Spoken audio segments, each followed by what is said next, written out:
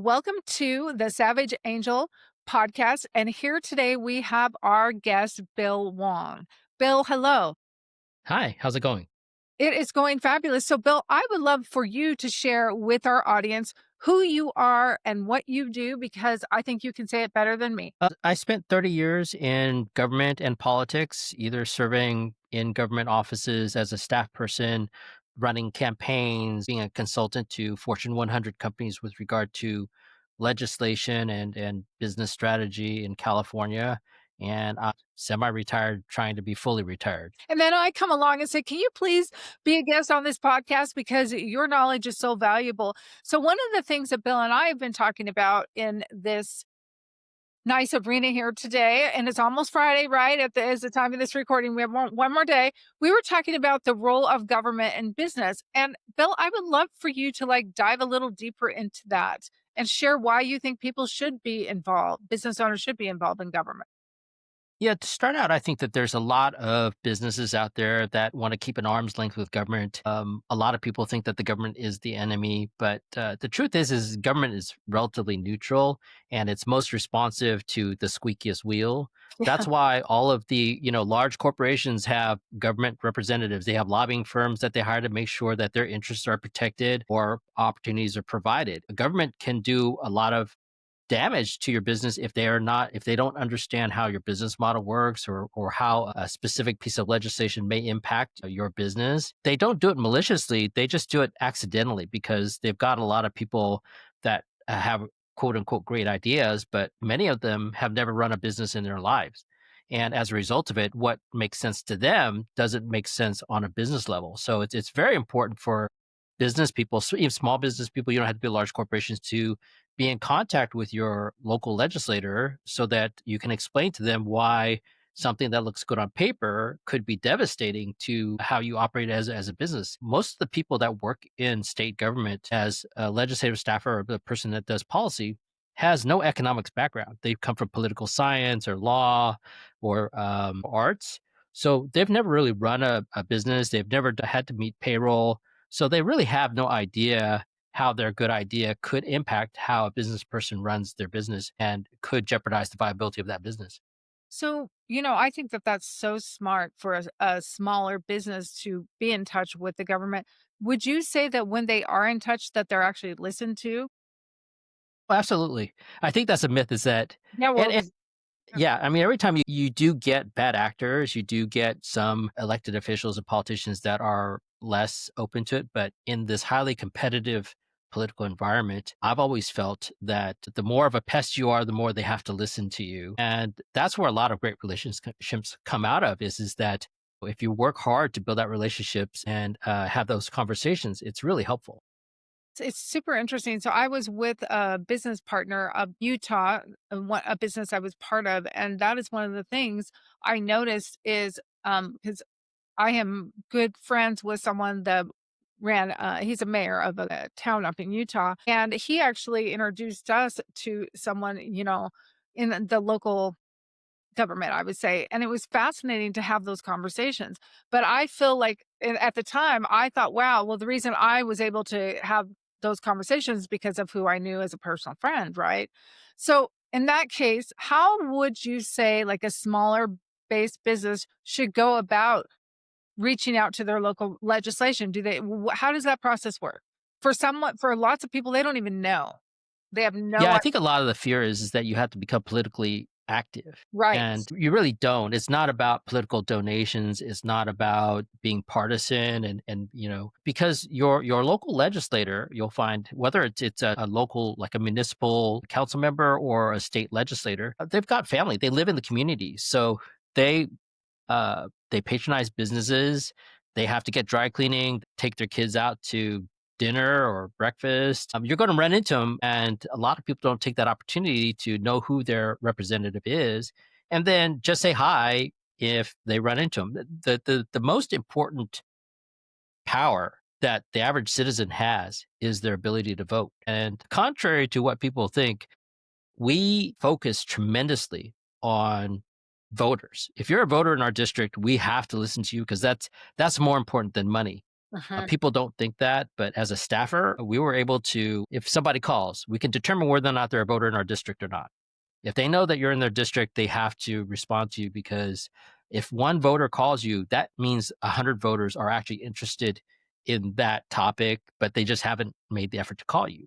And the worst thing you could do is piss off voters because that could end up resulting in a landslide one other way and be a total pain in your butt. We have this one example here in where I live in Sacramento, where a local eating establishment is very modest. It's called Aviators. It's a small restaurant.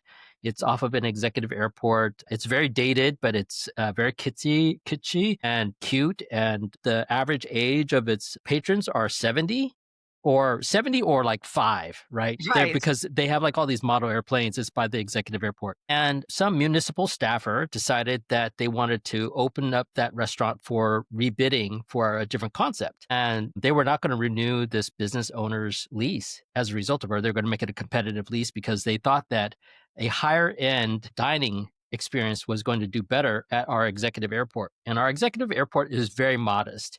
We don't get Learjets. We get, mostly Cessnas.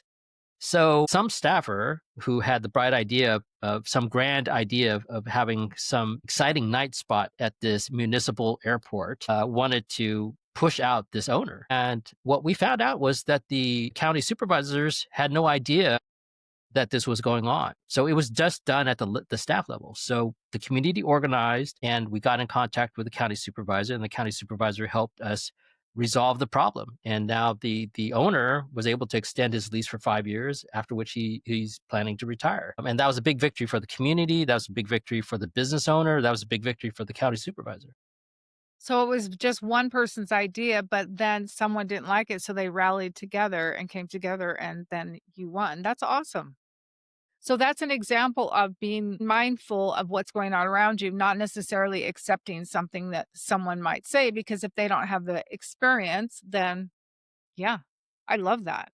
That's great, Bill. So really what you're saying is that if you're a small business owner in your local area, start to get involved in what's going on with government, make your voice heard. Because if your voice is heard, there's probably other people that feel the same way. They just don't necessarily know how to go about getting involved. Absolutely. And most people, I mean, they're busy, but considering the monetary impact that one bad decision could have on your business, it's very important just to be monitoring. And you can do it also not on your own. I mean, your local chamber of commerce is usually following what's going on at city council.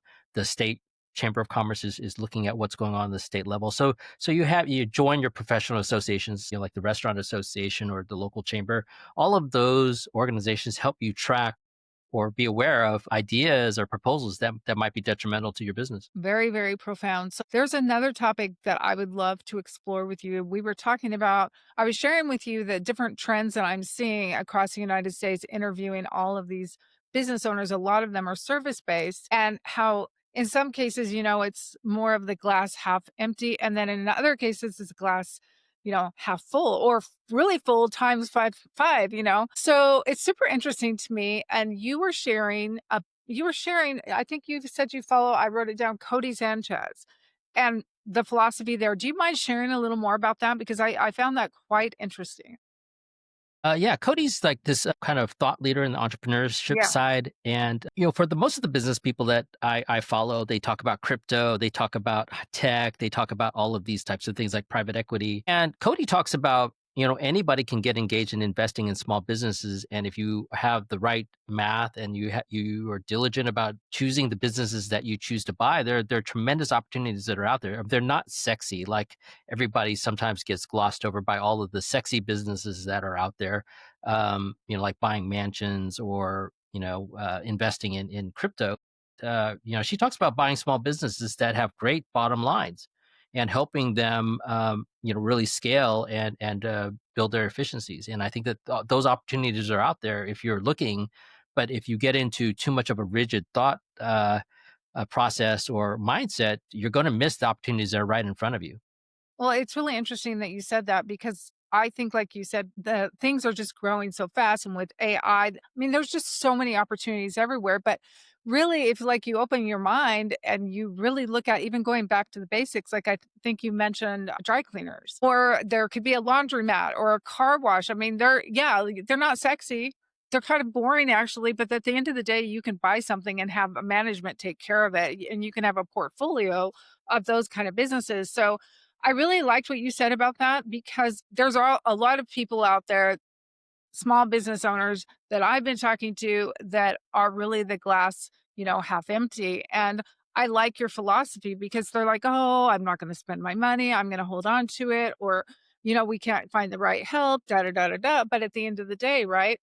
I think it's a mindset. I've talked to 2 business owners now that what they're doing and why they're so successful, and they're both in the service-based industry, they actually have either like an academy or a university where they actually train people.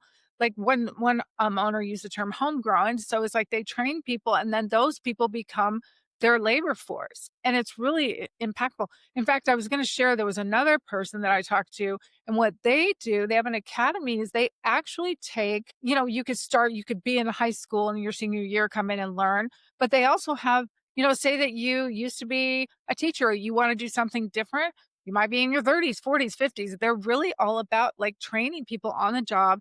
And they were a construction company. They have a service arm and also do new construction. But I thought, how cool is that, right? That they're open to training people no matter what your situation is or your walk of life. I just thought, wow, okay. So I had another person say, oh, well, we're down, 500,000 skilled electricians in the USA. But at the end of the day, right, these other 2 companies did something different and unique about it. And they're looking at life differently. I thought that was really cool. Oh no, it's brilliant, and it also, I grew up in a restaurant. Finding good help is hard, but what you realize is that if you grow them on your own, if you train them, you know that you have consistency, and ultimately we're at a very volatile economy where people have a lot of choices and they can leave anytime they want. And it's not necessarily the quality of the work per se, it's the quality of the customer service that's out there. So if you're just hiring people that can do plumbing or electrical, but they have really poor people skills, or they're not consistent, or they're not reliable, that's going to hurt your business, no matter how skilled they are. Whereas if you've trained them to a particular company culture and that's your reputation, that definitely is going to be, particularly in marketing now, where everything is reputational based, like Yelp, Amazon reviews, like all of those are peer reviewed uh, uh, determinants of your marketing. If you could create consistency, that's going to really help your business. And training it in house is the way you're going to make sure that everybody does it the same way and does it the way you want it to be presented to the customer.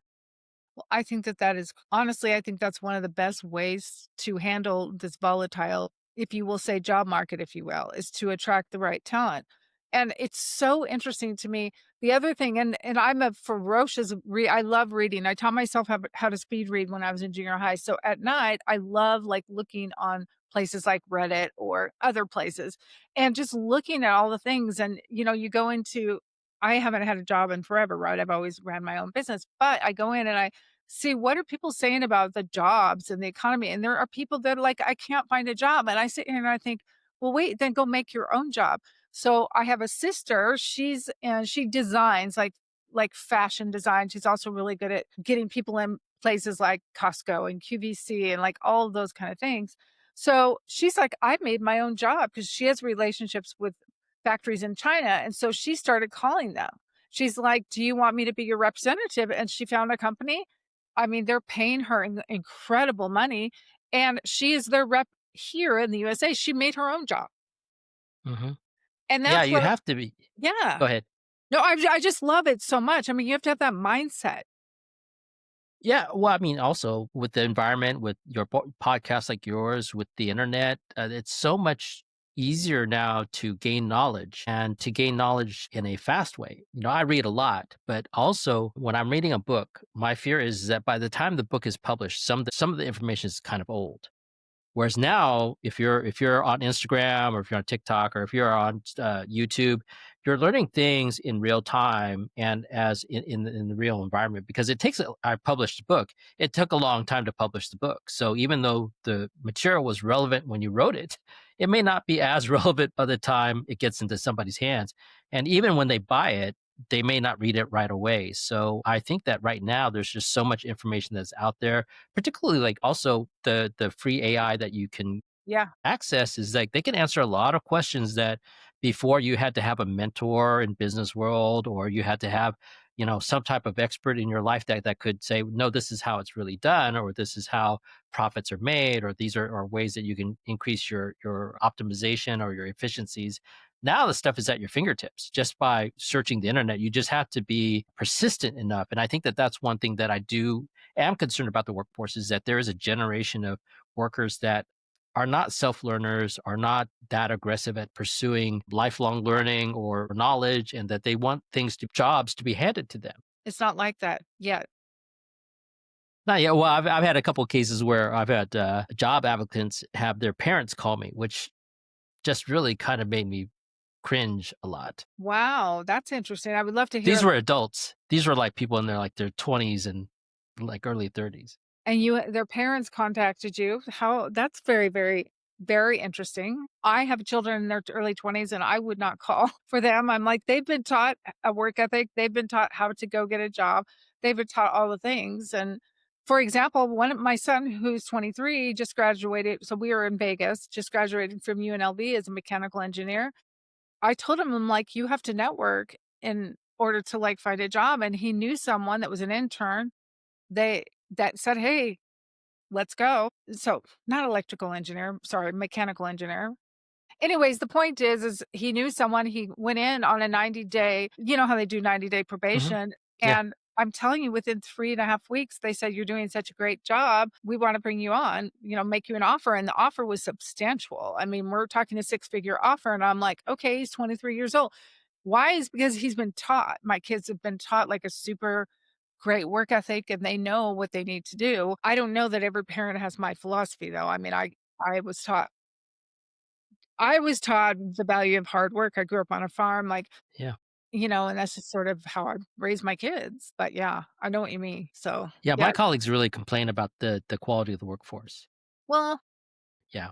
So, I think too, though, like, there's this perception of the workforce today, but I also think that, it's a perception. Definitely there's some challenges. And I think part of it is I think we have like five generations of, worker bees today.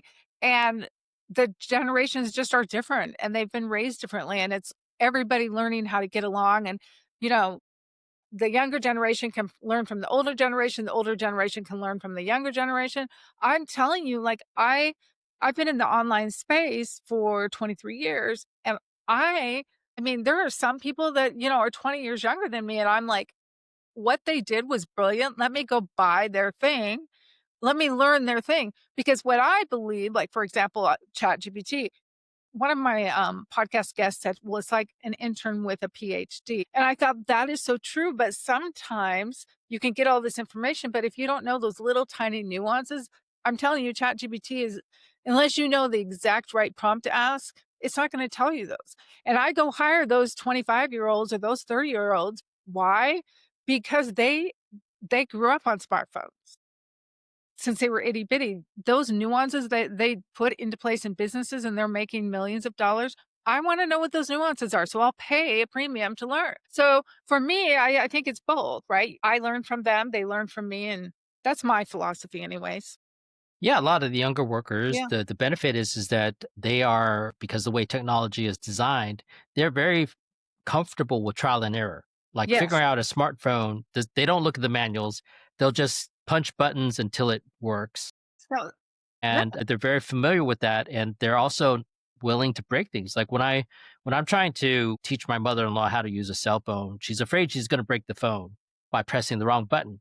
So young people don't care. They'll just keep pressing buttons until and then reset it or whatever. They're not that fearful. So they do have an aspect of fearlessness that really helps them in an entrepreneurial scenario. Well, yeah, like tenacity. Hmm. Yeah, I really like that. So, well, I think this has been really amazing, Bill.